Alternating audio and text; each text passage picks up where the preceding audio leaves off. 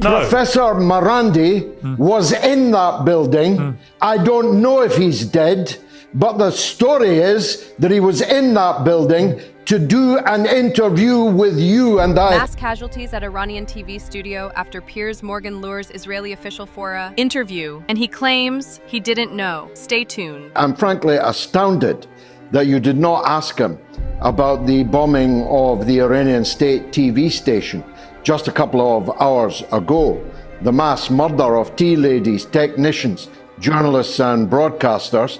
I can't believe that you didn't know about that.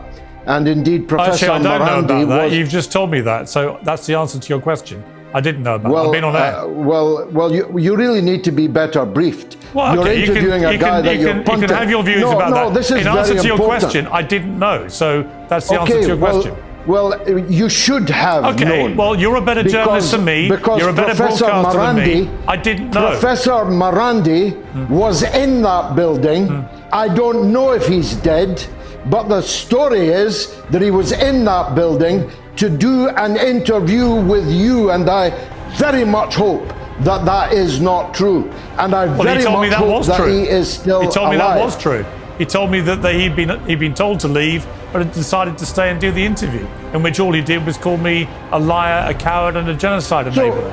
So you did know about the bombing of the Iranian TV station? No, there was no bombing going on when I interviewed him, obviously, or I would have stopped the interview. Piers, there's mass casualties. Yes, George. In the you Iranian asked me TV if I knew station. it was going on when I interviewed him. I didn't. Well, it's a disgrace that you did not know. Well, I didn't, or I would have stopped. Because you might have been able to I ask. did. If I'd known, I would have stopped the interview, obviously. Well, this is going to grow and grow as an issue, Piers. You may very well be in difficulty here. I won't be in any difficulty at all. Why don't we get on with the interview? One thing you did know is that Israel has scores, if not hundreds, of nuclear weapons.